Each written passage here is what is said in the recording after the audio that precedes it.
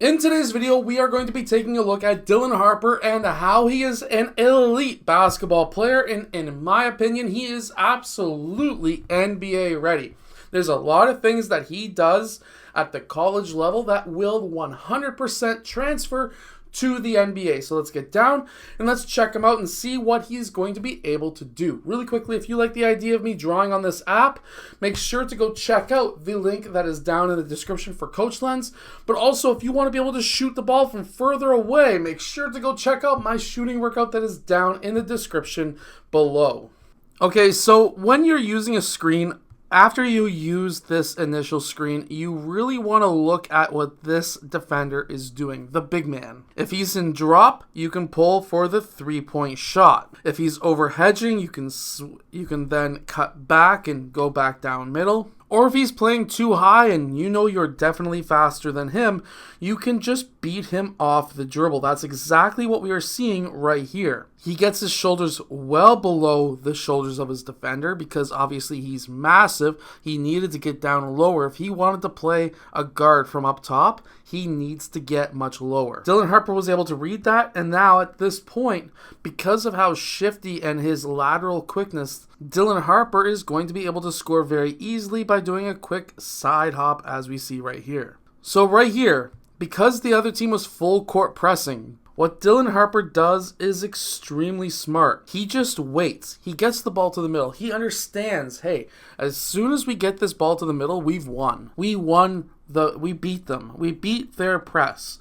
So I just need to slow down, calm the offense down, and now we can set up an actual play. This is something that is very important because while the NBA teams don't full court press, he is actively looking to set up a play. So he's going to be able to call out offenses at the NBA level. Now, when that happens, we see the play run through. While the play is running through, this ultimately ends up with a high screen and roll. High screen and rolls are very prevalent in the NBA, and as a guard, you have to understand how you win with the screen and roll is by reading what the big man, the screener's man, is doing. And here he was playing, again, way too high. And because of that, Dylan Harper was able to cut back, Euro step right to the rim. Now, obviously, Euro steps are going to be very useful at the NBA level, but how he actually Euros is the important part. He keeps the ball high. Look at where that defender's arm is. A lot of players,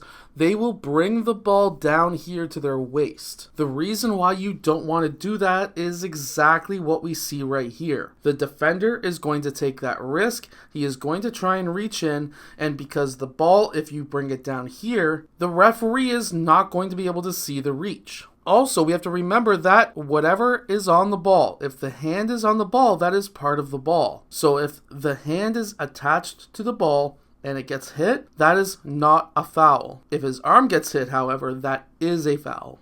Now, obviously, when it comes to finding teammates, as we see right here, you need to have court vision, but you also need to have teammates who can read what their defender is doing. Right now, this guy is way out of position. He needs to be in drop. He is not, and because of that, they can get a weak side cut. This could have been an extra pass here, but it doesn't matter because this player was able to finish at the rim. Being able to have this kind of court vision, the ability to pass with one hand, is extremely important. Now, obviously, with a one-hand pass that is at shoulder height, you're not going to be able to dribble again. But if he was to make a waist-high pass, and let's say, for example, that pass was no longer there, he could keep his hand above the ball and continue that dribble without carrying the ball. But he has to make sure that when he makes that waist-high pass, the hand doesn't come under the ball as it is right here. But this is a much higher pass, and for those coaches or trainers or whoever who think that one-hand passes are sloppy and lazy, I want to ask you a quick question. In this situation right here, would Dylan Harper have the time to gather the ball in two hands, come to a 2-foot jump stop, and then make that pass? Let's run this in full time. He would not have had the ability to collect that pass and to make it with two hands. Because before that pass is even off, right here, there's nobody there, and the defender is only just looking now. If you were to collect that with two hands and make that pass, that would be telegraphing the pass for this defender to pick off.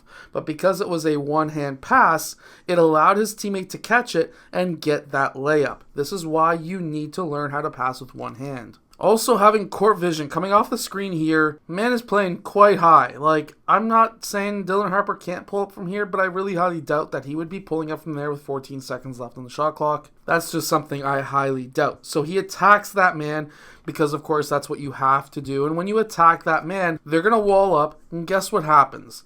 If this man is not paying attention to his drop coverage so that he can pay attention to this guy backdoor cutting, Dylan Harper, if he has high IQ, should be able to see that. And that's exactly what happens, and his teammate gets the open dunk. If you want to be able to make the NBA, you have to be able to do these things that Dylan Harper does. If you don't, they are very easy cuts for teams to make. You have to be able to make a one-hand pass. You have to be able to read a backdoor cutter. You have to be quick at overall just passing the ball. Those skills alone are going to be able to help you make it to that NBA level. However, it's also being able to read that screener's defender. Is he in drop? Is he playing you over to trying to force you a certain way? How is he playing you in general, and can you attack him? That is how you are going to be able to make it to the next level. I hope that this video has helped you. Make sure to go check out the shooting workout or this Coach Lens app that is down in the description below. And I'll see you guys again in my next video.